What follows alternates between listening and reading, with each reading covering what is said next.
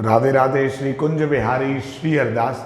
आज हम सभी कार्तिक मास महात्म की संपूर्ण कथा के अंतर्गत 34वें एवं 35वें अध्याय की कथा का श्रवण करेंगे। आप सब बांके बिहारी जी के श्री चरणों में अपना ध्यान केंद्रित करते हुए इस कथा का आनंद लेना। तो सबसे पहले तो बांके बिहारी जी को ही दंडवत करते हैं। नमः कुंज बिहारिण्यै, नमः कुंज बिहारिणे, स्वामी श्री हरिदासाय, गुरुनाम गुरुवे नमः। राधा मेरी स्वामिनी, मैं राधे जू को दास, जन्म जन्म मोहे दीजियो, श्री वृंदावन को वास। सभी वृंदावन धाम का भी जयकारा लगाएं और इस वीडियो को भी शेयर करें ताकि अन्य भक्त भी कार्तिक मास महात्म की कथा का आनंद लें। 34वां अध्याय प्रारंभ। ऋषिगणों ने सूत जी से कहा, हे सूत जी, पीपल का वृक्ष शनिवार को छोड़कर सप्ताह के बाकी दिनों में क्यों नहीं पूजा जाता? सूत जी ने कहा, समुद्र का मंथन करने से जो रत्न देवताओं को मिले थे, उनमें से देवताओं ने लक्ष्मी और कौस्तुभ मणि भगवान विष्णु को दे दी। विष्णु भगवान जब लक्ष्मी से विवाह करने के लिए तैयार हुए तो लक्ष्मी ने कहा, प्रभु, जब तक मेरी बड़ी बहन का विवाह नहीं हो जाता है, आप मुझ छोटी बहन से विवाह कैसे कर सकते हैं? इसलिए आप पहले मेरी बड़ी बहन का विवाह कीजिए, बाद में फिर मुझसे विवाह कीजिए, क्योंकि यह प्राचीन नियम है। सूत जी बोले, लक्ष्मी के ऐसे वचन सुनकर भगवान विष्णु ने लक्ष्मी की बड़ी बहन का विवाह उद्दालक ऋषि के साथ कर दिया। वह अलक्ष्मी बड़ी कुरूप थी, बड़ा मुख, चमकते हुए दांत, वृद्धा के समान शरीर, बड़े बड़े लाल लाल नेत्र और रूखे बाल। महर्षि उद्दालक भगवान विष्णु के आग्रह पर उससे विवाह कर उसको वेद मंत्रों की ध्वनि से गुंजाते हुए अपने आश्रम में ले आए। वेद ध्वनि से गूंजित हवन के पवित्र धुएं से सुगंधित मनोहर ऋषि आश्रम को देखकर बहुत दुखी हुए। उसने महर्षि उद्दालक से कहा, इस आश्रम में वेद ध्वनि हो रही है, अतः यह स्थल मेरे रहने के योग्य नहीं है, अतएव तुम मुझे किसी दूसरी जगह ले चलो। उसकी बात सुनकर महर्षि उद्दालक ने कहा, तुम यहाँ पर क्यों नहीं रह सकती और तुम्हारे रहने के योग्य दूसरी जगह कौन सी है, यह मुझे बतलाओ। अलक्ष्मी ने कहा, जहाँ पर वेद ध्वनि होती है, अतिथियों का सत्कार होता है, यज्ञ आदि होते हों, उस स्थान पर मैं नहीं रह सकती। जहाँ पर पति पत्नी का आपस में प्रेम हो, पितरों के निमित्त यज्ञ होते हों, देवताओं का पूजन होता हो, वहाँ पर मैं नहीं रह सकती। जहाँ दिन रात पति पत्नी लड़ते हों, जहाँ से अतिथि लोग सदा निराश लौटते हों, जहाँ पर पूज्य वृद्धों, सत्पुरुषों तथा मित्रों का अनादर होता हो, और जहाँ पर अति कठोर वाणी बोली जाती है, जहाँ पर दुराचारी, चोर, पर स्त्रीगामी प्राणी रहते हैं, जहाँ पर गौओं का वध, मद्यपान, ब्रह्महत्या आदि पाप होते हैं, वहाँ मैं प्रसन्नता पूर्वक निवास करती हूँ। सूत जी ने कहा, इस प्रकार अलक्ष्मी के वचन सुनकर महर्षि उद्दालक का मुख मलिन हो गया। वह उस बात को सुनकर चुप हो गए। थोड़ी देर तक चुप रहने के पश्चात उन्होंने उससे कहा, अच्छा, तुम्हारे लिए ऐसा ही स्थान खोजूंगा, अतः मैं जब तक तुम्हारे लिए ऐसा स्थान ढूंढकर ना आऊं, तब तक तुम इस पीपल के नीचे चुपचाप बैठी रहो। सूत जी ने कहा। महर्षि उद्दालक उसको पीपल के नीचे बिठाकर स्वयं उसके रहने योग्य स्थान ढूंढने के लिए निकले, लेकिन जब वह बहुत काल तक प्रतीक्षा करने पर भी वापस नहीं लौटे तो अलक्ष्मी रोने लगी।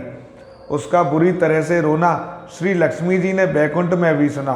अपनी बहन का रोना सुन लक्ष्मी जी व्याकुल हो गईं। उन्होंने दुखी होकर भगवान विष्णु से कहा, प्रभु, मेरी बड़ी बहन अलक्ष्मी पति के त्याग देने से अत्यंत दुखी हो गई। हे नाथ, यदि मैं आपकी प्रिय पत्नी हूँ तो आप उसे आश्वासन देने के लिए उसके पास जाइए। लक्ष्मी जी की प्रार्थना सुनकर कृपा सिंधु भगवान लक्ष्मी जी को साथ लेकर उस पीपल के पास गए जिसके नीचे अलक्ष्मी बैठी रो रही थी। उसको आश्वासन देते हुए भगवान विष्णु ने कहा, हे अलक्ष्मी, इसी पीपल की जड़ में तुम सदा सदैव के लिए निवास करो, क्योंकि मेरे ही अंश से इसकी उत्पत्ति हुई है और इसमें मेरा निवास रहता है।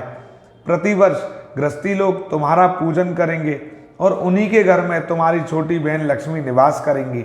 स्त्रियों को विविध प्रकार के उपहारों से तुम्हारी पूजा करनी चाहिए। मनुष्यों को चाहिए कि वे पुष्प, धूप, गंध आदि से तुम्हारी पूजा करें, तभी लक्ष्मी उन पर प्रसन्न होंगी।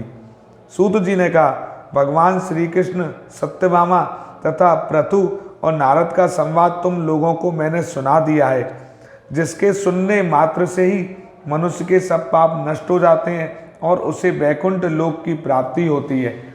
तुम लोगों को जो कुछ पूछना हो पूछ सकते हो, उसे भी मैं विस्तार पूर्वक कहूँगा। सूत जी की बात सुन सौनक आदि ऋषि महर्षि थोड़ी देर तक प्रसन्न चित्त वहाँ बैठे रहे। उसके पश्चात श्री बद्री नारायण जी के दर्शन करने के लिए चले गए। जो प्राणी इस कथा को सुनता है और दूसरों को सुनाता है, वह इस संसार में संपूर्ण सुख प्राप्त करता है।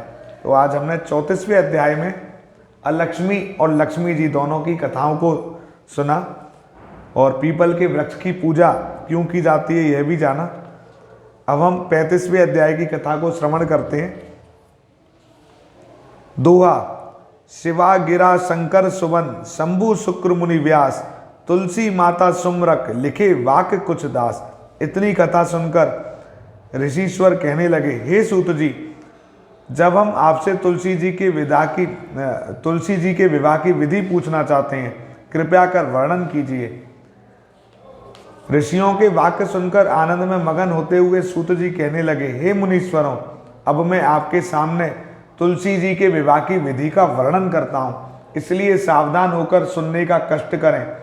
जब उत्तरायण रवि हो, गुरु शुक्र का उदय हो, विवाह के नक्षत्र हो और विशेषकर पूर्णिमा हो अथवा कार्तिक का महीना या भीष्म पंचक हो, तब तुलसी वन में या अपने घर में सुंदर मंडप और उत्तम हवन कुंड के सहित मनोहर वेदी की रचना करता हुआ ऋत्विज ब्राह्मणों को जो विद्वान और राग द्वेष आदि से रहित हों निमंत्रित करें, बुलाएं और गृह यज्ञ आरंभ करते हुए मातृकाओं की पूजा करें।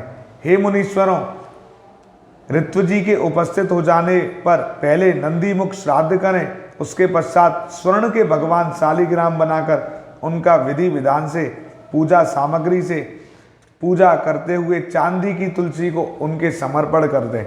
इस प्रकार विवाह विधि से तुलसी जी का पानी ग्रहण करने के पश्चात विधि पूर्वक होम करें और उसके बाद सपत्नीक, यजमान, भाई बंधु और सेवकों के साथ चारों ऋत्वजों के सहित विष्णु भगवान की प्रेम प्रदक्षिणा करते हुए शांति पाठ और मंगल गान करें। उस समय स्त्रियों के मंगल गान के सहित भीड़ आदि बाजे भी बजवाने चाहिए। हे मुनीश्वरों, ऐसा हो जाने के पश्चात यजमान को गौदान और सैयादान करना चाहिए। ब्राह्मणों को दक्षिणा देकर विप्रभोज और जाति भोज करना चाहिए। इतनी कथा सुनकर सूत जी कहने लगे, हे मुनीश्वरों, इस प्रकार जो मनुष्य श्रद्धा भक्ति से युक्त होकर सत्व, शांति और संतोष को धारण करता है, विष्णु भगवान को तुलसी जी समर्पण करता है, वह समस्त पापों से रहित होकर समस्त संसारी सुखों को प्राप्त करता हुआ अंत में विष्णु पद को प्राप्त हो जाता है। इसमें संशय नहीं करना चाहिए। हे मुनीश्वरों, जिस प्रकार से तुलसी जी के विवाह की विधि बताई गई है, उसी प्रकार आंवला, शमी और पीपल के विवाह की विधि भी समझनी चाहिए। तो आज हमने कार्तिक मास महात्म की संपूर्ण कथा के 35 अध्यायों का श्रवण किया है और श्री बांके बिहारी जी की असीम अनुकंपा से आज हमारा यह महात्म भी पूरा हुआ है। श्री बांके बिहारी जी की ऐसे ही कृपा होती रहे। आप सभी इस वीडियो को शेयर करना। श्री कुंज बिहारी, श्री हरदास।